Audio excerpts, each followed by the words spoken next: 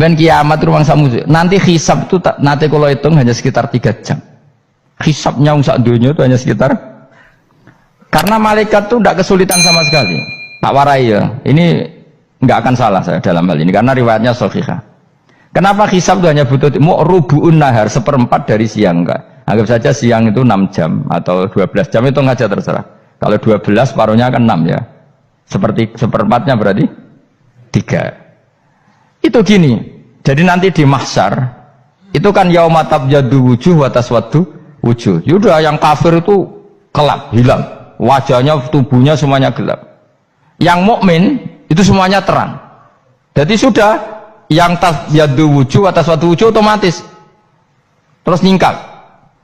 Terus pergerakannya itu delala yang tabyaddu wujuh itu ke kanan, yang taswaddu wujuh ke kiri. Maka kamu jangan punya sinar yang kelap-kelip, nanti kena bego yang karena nggak jelas tadi. Maka kamu harus sinarnya yang sejelas-jelasnya. Ghurran muhajjalin min asaril. Bila perlu nur kamu sampai menembus langit saat itu. Makanya ketika orang mukmin sudah nurnya ada di muka, ada di tangan, masih ngendikan Rabbana atmim lana nurona, karena takut masih kena bego tadi. Karena kalau hanya wudhu tok, sikil tok kan, bayangkan di miliaran orang kan bisa agak kelihatan. Tapi kalau nurnya sampai nembus langit kan, itu siapa kok nurnya sampai, kan malaikat langsung tahu. Lane hafal Quran, alim kan insya Allah nurnya itu. Sama zaman itu masih berdoa, Rabbana atmim lana, sempurnakan nur kami. Karena nanti identifikasi malaikat berdasar tadi, kalau ada nur berarti diletakkan ashabal yamin, kalau nggak ada nur ashabal shimal. Nah malaikat yang dibawa bigo itu kira-kira detail nggak? Dugaan saya kalau kelap-kelip pasti kena simal. Wah ini partai kiri mesti kan. Pemenang yang wudhunya mau dulet sirah tok sidik. Karena anak mazhab Syafi'i. Sebetulnya meskipun itu sebaiknya kalau basuh sirah itu kabeh ben ora kelap kelip, mana aneh pepes terus dulat-dulet tok. Iku soben ya itu kelap-kelip. Ya sudah ya. Setelah itu kata ngendikane pangeran yu'raful mujrimuna bisimahum fayukhadu bin nawasi wal aqdam. Orang-orang pendosa kelihatan maka diletakkan di kiri. Nah sama yang orang-orang baik simahum fi wujuhim min asari. Jadi ayat itu jelas tentang akhirat. Tapi kira usah terus provokasi. Seneng kamu kok ya khisimun, maksudnya provokator gitu. Jadi nanti yang mukmin jelas nurnya. Lah nur ini nanti dengan kadar iman kamu, perilaku kamu. Ada yang kelap-kelip, ada yang. Nah yang kelap-kelip ini yang kena bigo itu tadi. Nanti setelah kena bigo ikut ashabi simal, yang kelap-kelip disortir lagi malaikat yang bagian detail kan ada nanti. Nah ini terus ditubir neraka. Yang kafir benar-benar neraka, yang ini ditubir neraka. Nah itu nanti ini yang ngel-ngelo kanjeng Nabi digoleki ya ini itu. Mana sakit kanjeng Nabi, mana ono kiai soleh darani, nah iso soleh dewe sakit Nabi mereka terus goleki endi umatku sing kelap-kelip terus dicari disyafaati. Ya imma langsung dituruti Allah, wa imma diubasikne neraka. Ya terserah rencanamu piye kon aku kowe. Tapi yang jelas apa? Kiamat itu cepat sekali karena tadi ada identifikasi tadi. Makanya hanya cukup 3 jam karena tadi yang jelek kelihatan jelek, yang baik kelihatan baik. Makanya cepat. Ya oraful mujrimuna bisimahum, orang pendosa dikenali lewat alamatnya yaitu taswaddu apa? Wujuh. Kalau orang baik dikenali lewat tabyaddu wujuh. Nah terus setelah nyingkir, ini ngono tak warai kiamat. Setelah nyingkir itu faduri babenahum bisuril lahu bab.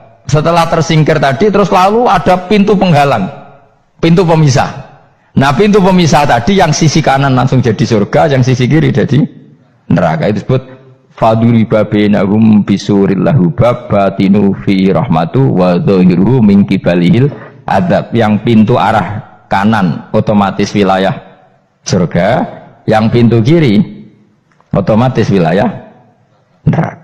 Nah problemnya ketika penutupan pintu itu dah yang kelap-kelip itu katut kemana ini yang makanya kamu jangan malok partai yang apa kelap-kelip yang nggak jelas itu koalisi kemana ya. Kalau partai besar kan iso nyalon presiden, partai kecil ini kan ikut mana ini kan sing sak ngisore 1%, 2% ini kan repot. Loh, coba misalnya nur kamu 2%, Berarti gelap kamu kan 98%. Kira-kira malaikat mengkategorikan kemana coba? Ayo jawab. Gelap. Loh kok ada semangat. Padahal itu bagian dari kamu. Kalau satu tubuh itu sinarnya hanya 2%. Kira-kira kategorinya itu partai gelap, partai terang. Waduh semangat kok ada ini. Berarti kegaruk kemana? Kiri. Tapi bisa saja malaikat cara berpikir gini. Tapi kok ada cahayanya ya? Padahal kata Allah, yang bercahaya ashabul yamin. Kan nggak ada bilang cahaya terang. Bisa saja malaikat, alhamdulillah berpikir begitu. Ya nanti kita rayu saja supaya berpikir ini kan. Yang penting ada cahaya. Kan Allah tidak bilang terang apa kelap-kelip. Ya mungkin saja asal ada cahaya. Dikategorikan lahu nur, punya apa? Nur. Tapi yang jelas saat itu pun yang sudah punya cahaya masih berdoa Rabbana atsmim lana nurona. Ya Allah saya mohon sekali nur-nur kami sempurnakan. Jadi ini saya bantu teman-teman yang hafid-hafid supaya tahu maknanya ya.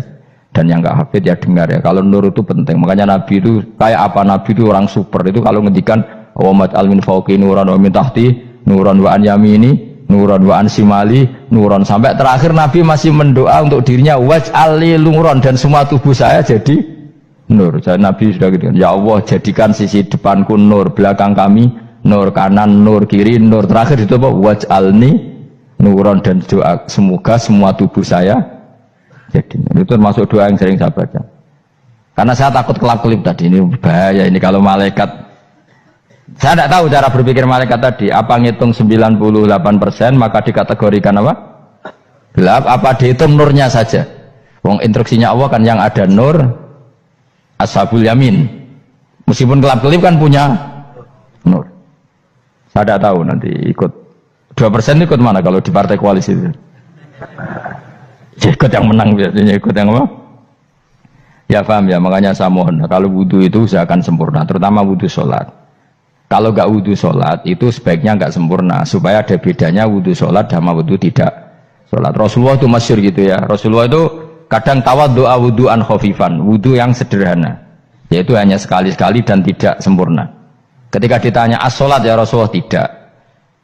Misalnya saya habis makan mau tidur biasanya ya wudhu, tapi tentu tidak perlu sesempurna kayak wudhu sholat, biar ada bedanya. Rasulullah juga gitu, beberapa kali beliau wudhu tapi tidak sesempurna wudunya untuk sholat. Masyhur itu di riwayat tawaddu'a wudhu'an khafifan duna wudhu'ihi lis sholat. Tapi kalau wudhu untuk sholat asbaghal wudhu, menyempurnakan wudhu. Jadi supaya ada bedanya wudhu sholat dan wudhu tidak sholat. Saya ini gak wong sore ngaji podo kabeh.